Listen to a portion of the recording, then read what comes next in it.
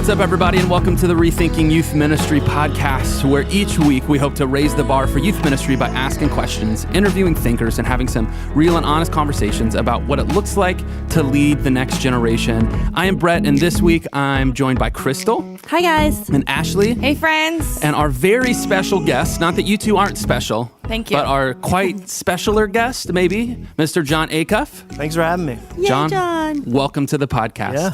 We're excited that you're here. And so today on the Rethinking Youth Ministry podcast, we're asking John all the things. So today we're asking the one and the only John Acuff questions that every youth leader wishes they could ask John. And spoiler alert, there were some queso questions. A lot of them are dairy related. Dairy related Great.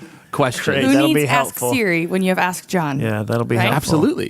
Absolutely. So we're going to jump right into it. Great. So, John, you just wrote a book. Well, you probably didn't just write it. Otherwise, it wouldn't be coming out Yeah. soon. You probably finished it a Yeah, while there's ago. printing involved. And ironically, it's He called finished. Finish. Yeah.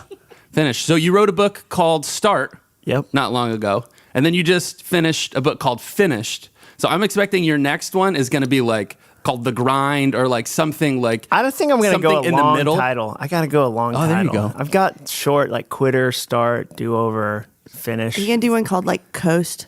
Coast. Like, just relax. Yeah. Just coasting. I'll do one called Breathe and it'll be like really touchy-feely about hugging and stuff. Well, Finish is a lot about what? Well, I wrote Start, and a bunch of people said, hey, no offense, I've never had a problem starting. I start a million things. I don't ever actually finish any of them. How do I finish? And I didn't have an answer. And, you know, I've told people it took me 3 years to do 6 days of P90X. And a lot of your listeners, that's the same, that's the same exact thing that happened to them. We have these crazy ambitions. We're going to start these new things. We're going to write books and blogs and podcasts. And, you know, I meet youth ministers that have 10 URLs registered that they never do anything with. And so I launched a 2-year research study with a researcher from the University of Memphis to really drill down to what does it take to finish something, especially in a world of bottomless opportunities and endless distractions. Wow. Okay, so when we think about the youth ministry world, and when we think about the 10 URLs that we haven't used, and we think about this conference we go to, or this podcast we listen to, and we get all these ideas, and we want to go this way, this way, this way, what would you say? Because you're a church kid. Sure. PK, is that right? Yeah, totally. You grew up in youth ministry. Yeah. So you have some experience, you know, in this realm and getting this world.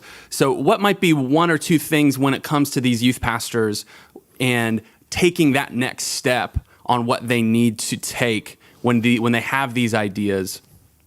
What would be kind of one of those two things to get them started that direction to finish? Well, I mean, I think a big part of it is you don't have to do it all right now.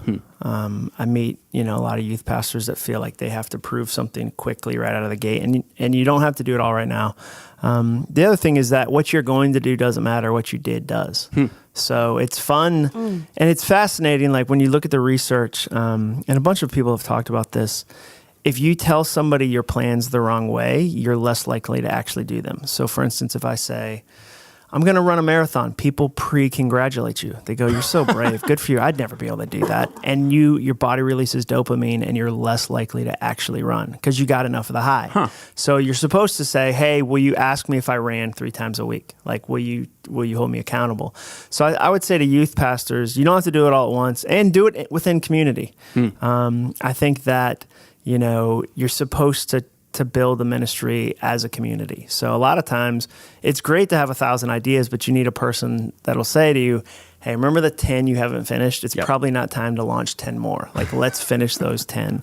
So I think you just have to be really deliberate. Awesome.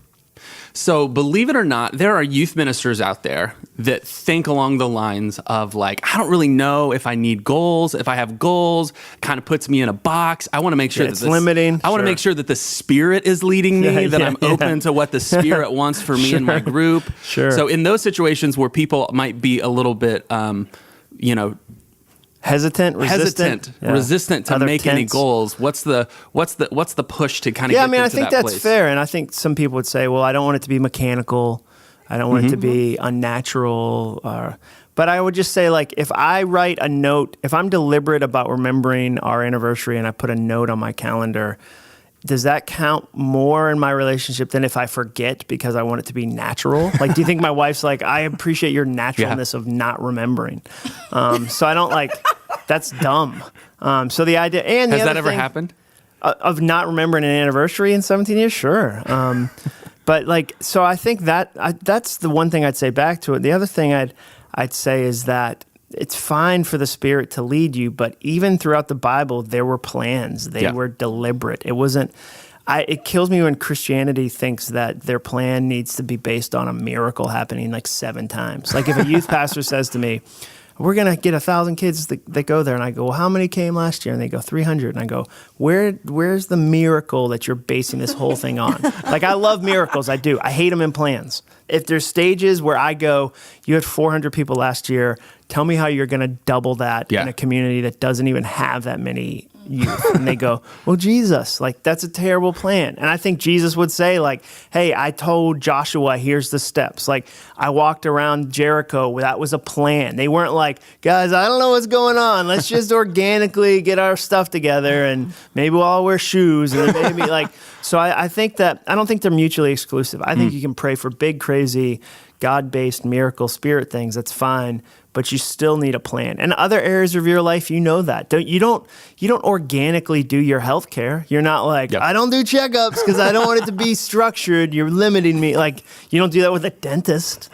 Or you do. Awesome. All right, a few social media technology questions. So when it comes to social media, what do you think youth ministries should stop doing?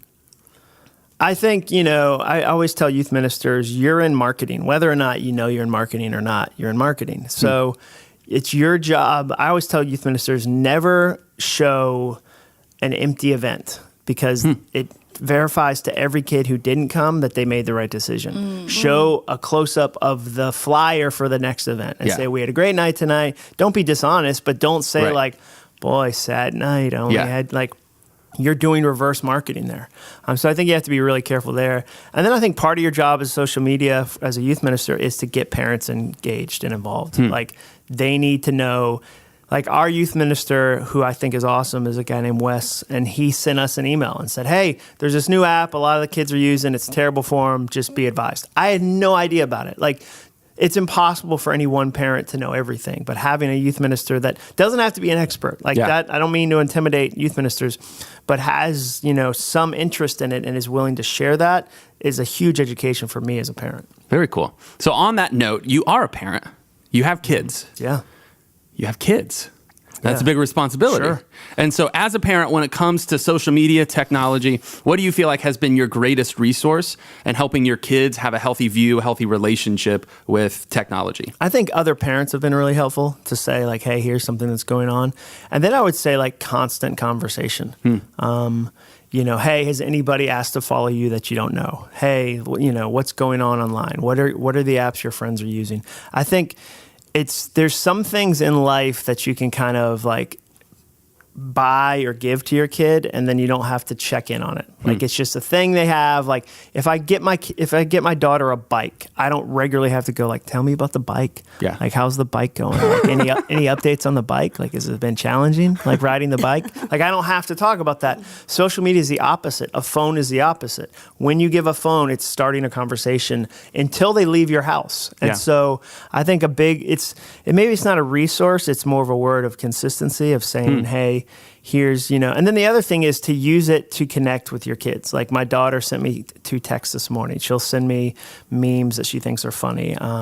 So I think it's a great eye-opening way to connect. And then finding ways like we share a Spotify account. Yeah. So I can see my daughter's list of music that I have a sense of what she's into because I can see the playlist she built. Yep. And I can recommend songs. And so there's a lot of fun ways where you can use it as a connection point. Very cool. And how do your girls feel about your social media presence? Because this morning in my newsfeed were a lot of screenshots of John. Oh yeah, which was hysterical. It was great. Ugly screenshot contest. How do they respond to seeing? I think they're amused by it. They're not impressed because no kid thinks their parents cool, so they're not like. But they are, their friends we'll say like, hey, I saw your dad do this, and they think that's interesting. They're really interested if somebody will give us free stuff. Like Nice. my 11-year-old the other day was like, hey, anybody send you any cool stickers lately? Because Patagonia sent us stickers. So they see it as like, yeah, it's interesting. It's part of his job. The only thing it changes for them is that they don't use their name on social media, because I just wouldn't want them to have the pressure of like, if like 5,000 of my fans wanted to follow my 14-year-old, I'd be like, not that I think they'd be inappropriate. It's just I don't think a 14-year-old should have 5,000 fans. Like, Yeah. that's a really heavy burden. So that's the only way it changes from normal. But I think if anything, the thing they say to me on social media most is show me funny videos. Like they want to see like rope swing fails. Like, I don't know why we're still using rope swings, but apparently we think every rope swing person is like, I'm going to be the one. It's going to be fine. And it's not fine. I think that's the only reason people install rope swings anymore. Yes, to they're hurt like, people. Yeah, like well, bunch of sadists. See some of these videos at some point online. Sadists. So something else you posted not long ago on Facebook was about the importance of failure. And, you talked about the first event that you ever did and how it didn't quite work out the way that you wanted it to. So how do you think as parents we should balance helping and protecting our children while also still giving them opportunities to fail and to learn how to grow from those opportunities? I think great teachers are great at this. We had my sixth grader's math teacher said to us essentially, don't help them with homework. She was like, I want them to fail in middle school if they're going to fail, so that in high school when it counts, they don't. Wow. So she was like very like, be hands off, like don't be a jerk about it. Right. But I'd rather a sixth grader have a hard time with math than a 10th grader where there's college transcripts. And so that was her saying, let's create an environment where they have some room to make some mistakes, but it's a safe enough environment for them to grow from. So I think as parents, that's hard because you want your kids to win or feel like they've got it together. But I don't think coming in last place is bad when you're in sixth grade. Do you see that paying off with your kids? I know it's funny. The other day, my 14-year-old has 2 Instagram accounts. One's for her photography, and she invited people from her main account to follow the new one. She was like, Dad, 100 people saw that and only 1 person followed it. And I was like, welcome to social media. I think it pays off in that I want her to graduate knowing which rules to break, which rules to follow. Yeah. I think that's a big part of kind of helping your kids understand the way the world works, and then work within it, to not be controlled by it. Right.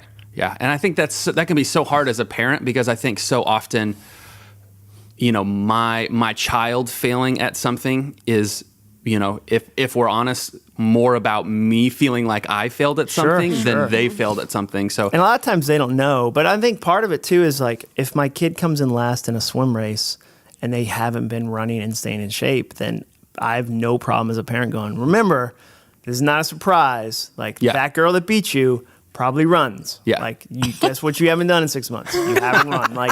That's not that's a helpful consequence. I want them to understand that the actions I do have results. Yeah. Very cool. All right. So we have Amanda Martinez asked a question about what are some of the most meaningful ways in which small group leaders or church leaders have partnered with you and your wife through different phases of your kids' lives? Yeah. We've benefited. We have Amy Fenton, who's on staff at Orange, happens to be involved at our church, and she does a small group for my oldest daughter. And that's been the best thing, just because she's created a safe place for years where they can come have another adult. That's probably one of the principles. There's so many great things about Orange, but I think one of them that's the principles that's really true is the idea of a time in your kid's life where they need another adult that they tell things they're not telling you. And that, as a parent, you're like, no way that'll ever happen. That sounds terrible. But it's true. I know Ellie has a venue to talk about stuff to Amy Fenton, who's a great adult and a great mom and a great youth leader. And so I think that's the best way, is just weekly contact and text all week. They're on a group chat. So I like that. To me, it's not 1-to-1 in the sense that Ellie's there with 10 other girls, but that's been the best thing. Very cool. So, John, I am a small group leader of 10th grade girls. And one of the questions I find myself asking is, how much does the parent want to know? You mentioned the value of your daughter being able to talk to her small group leader when she's not talking to you. And I obviously I'm not going to share with the parent everything the kid says, but what are the times where you would say to a youth leader or to a small group leader, hey, I want you to come talk to me if this happens?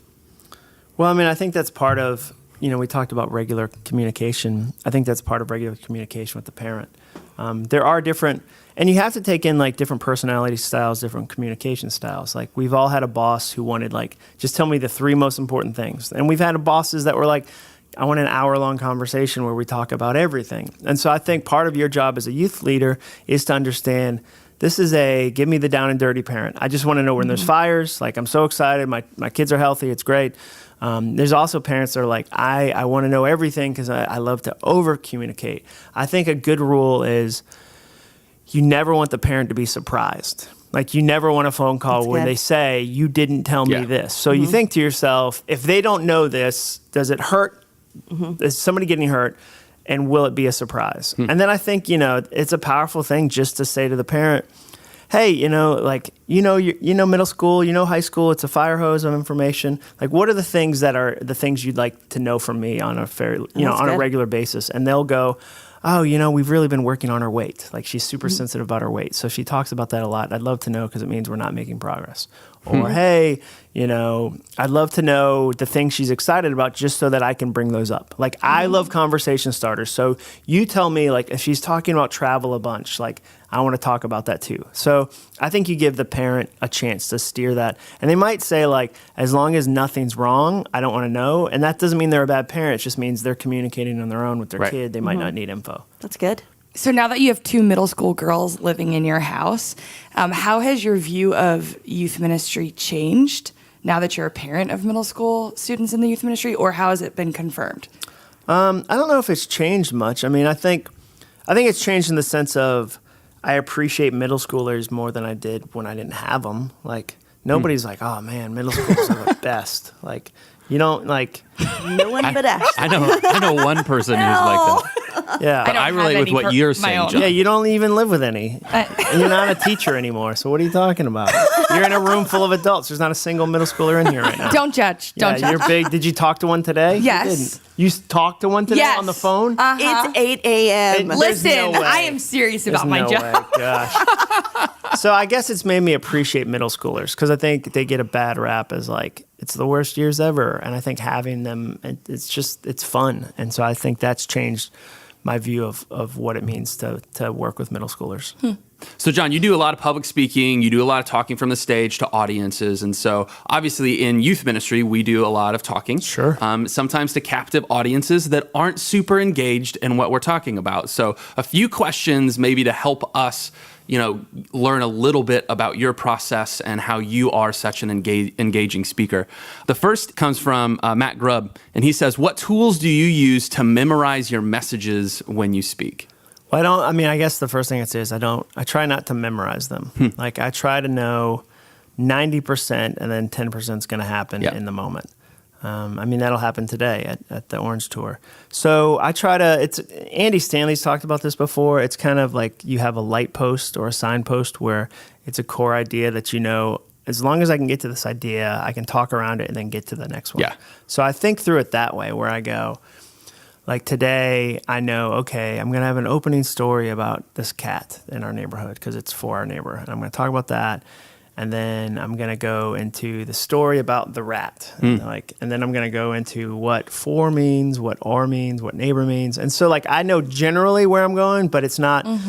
I've memorized them when I started early, like when I was an early speaker, a new speaker, but then it feels fake and people can feel it. So if you were starting to prep for a talk, how long on average? Like, let's say you have a half-hour talk. Well, how long would you spend prepping for that? It's not done in a sense either. Like, I'll find new things this entire tour. And Reggie will say the same thing. Reggie and I were talking last night. He was like, my speech doesn't really get to where I want it till like week 17, but like that's the end of the tour. So I'll find jokes like week 10 of the tour, and I'll be like, oh my gosh, like I've done speeches 50 times before, and the 51st time, like the best joke shows up. Yeah. So I think, but like before, I'll work on it for like a week or two and get a good sense of it. Like today, I'm trying some new stuff in my breakout. And and when you try new stuff, part of it is like, it's okay to have notes. Like, that's the thing. Like, I think speakers are like, I can't have notes. But I realized I wasn't using notes out of ego, not out of service. I was using them because I wanted people to think I was good, not because it was the best thing for the people. Wow. So if I use notes and I give you 100% of my ideas, or I don't use a note because I want you to think I'm cool and I miss 20% of the ideas, I've underserved the audience. So like, that's where you have to go, what's my motive? Wow, that's really good. And that's such a great point about getting better every single time you give the talk. I think for student pastors, it's important to not give a talk once and then never do that subject again, because you're always writing new material and you're always doing and things. they need to hear it. Like, Yeah. the idea, I mean, I don't like when people give the same talk to the same audience. I think that's lazy. But I like when a youth minister has 5 or 6 core ideas that they're all about, and they revisit them, and we need to hear things again. It reminds me of, so like, I'm doing a book tour, and I'm going to tell everybody about it. And I did this 2 years ago, and I feel like, I'm oversaying the same thing again and again and again. And inevitably, when I post a photo from the night of the event, the next day, people are like, I wish you had told us. I would have liked to have gone. So like, the chances of a middle schooler a year later being like, I feel like I heard that idea in 7th grade because I took really copious notes. Like, no, they didn't. It's okay to reiterate. You could probably have about 5 talks. Like, do you and think use it for Andy 3 Stanley years. has talked about truth and grace more than once, like in more than one way, or like join a small group? Like, he doesn't every year go, can't say join a small group because I said it last year. Like, you can find a fresh way to revisit something that matters. So Carl Peterson actually asked, how do you review and improve your talk? So that's kind of, we've hit on that a little bit. Do you have any other process that you look back and you think, because what you do a little bit differently than what a lot of the youth pastors that are listening is, a lot of the youth pastors, they're creating kind of a new talk every single week, and then they move on to the next one. And you, like with Orange Tour, with some different things like that, you kind of get to spend some time on those pieces. So put yourself in the world of a youth leader where you've got kind of a different talk every week. What would be some of the tools that you use that could relate to that? And okay, so I talked about a different topic this last week. Sure. So, but how do I get better at communicating and engaging with students this next week? Well, I mean, I think the topic might be different, the talk might be different, but the components are the same. So you could look at it and go, wow, I need a story to close. Like, the end of my speech is kind of ramble. Like, how do I make sure I have a story? Or, okay, 3 points is too many. Like, I need 1 point that I talk around. So I think in a case like that, you work on kind of the framework of it, where the inside might change, like the message might change, but the framework of this is what I see response with. Yep. Or, I mean, you're trying things out. Like, some high school audiences, like, if you ask them questions and want them to shout back answers, you lose the crowd. Yep. Like, they end up talking and yelling. And so you would say, that's not a component that I need to have as part of this. So I think you would work on the components in a situation like that. Awesome. All right, my man Bjorn asked a question about what inspires you. Bjorn. Yeah, Bjorn's one of our Bahama favorite Bjorn. From Norway? Bahamas. No, he's from the Bahamas. Are you going to be at the Orlando stop? Yeah, I am. You will Is he meet gonna be me. on You that will meet one? him. Bjorn, go find John Acuff Yes. at the Orlando stop. Say, I'm a real human. That's funny. So Bjorn asks, where does your inspiration come when you're creating content? What gives you these ideas? Oh, I want to go down this avenue. I want to go down this avenue. Well, a lot of times it's based on, I'd say it's based on a book, but the books are based on a need. So it's really based on the need. So if you're a youth pastor and you hear 10 people talking about this thing, then you should put an idea together about that. If it's the same as I said about like what do parents want to know. If you ask a youth group, okay, what are the things in your world that you want more information about? Some might not answer, but some will say like, hey, this topic, this thing, like, or even the parents, like what are the parents, up against? You try to not create in a vacuum, because if you do, you just end up saying things you want to hear, and it's not for you. I always tell people like public speaking isn't giving a speech, it's serving. And once you realize that, it kind of tweaks what you're doing. Absolutely. All right, so John, you have a little bit of a queso obsession. Sure. From what your followers and friends might Social notice media, on social media. So we did actually get some user queso questions that we want to do a rapid fire, course. quick answer question. Totally. So Ben Nunes asks, how do you feel about queso coming to Chipotle? I'm hesitant. Okay. Why would you ever hesitate? I just don't know if it's going to be great. Like, I don't want to assume. Like, I've seen other big brands introduce stuff that I was like, this is a no miss. Like, it'll be the best. Yep. And then you go, Can they do it well? like, will they do my version of an execution of it? Or will it be like, oh, this is not good? Can you like somehow like Instagram story or like Facebook Live your first ever I'm sure I Chipotle queso will. experience? I'm You trying do. to get in with Moe's because I already like their queso. Yeah. That's a known entity, you know? So, no, I'm excited about it. I mean, but I don't eat queso as much as I talk about it or I'd be dead. Yeah. I can't. All right. So my friend Italo asked this: why do you love queso so much? If you can say that in 30 seconds. Why do people like puppies? I mean, you like, go. why does anyone like anything that's good? Why would you It just is. And then Eric Hawkinson says, what's your choice of item to dip in queso? Chips. Like, who? What else is Eric Carrots. dipping in Hot queso? dogs. Carrots, because I'm an idiot. Oh, man. Awesome. Well, John, thank you so much for joining thanks us. for having me. Definitely check out Finish when it comes out. If you haven't checked out all of John's social media platforms, what he's done with his other books, I want to encourage you guys to do that. So, John, thanks for joining us on Rethinking Youth Ministry podcast. And if you guys enjoyed today's episode, we'd love you to subscribe on iTunes. Leave us a review on iTunes, wherever you listen to podcasts, because your review helps us make this podcast better. And then if you want some great resources or to check out the show notes for this episode, including a link to John's new book, Finish, and to learn more about the student curriculum and strategy that we're all a part of at Orange, then we would love for you to visit our website, rethinkingym.org. So until next time, thank you for listening and have a great day.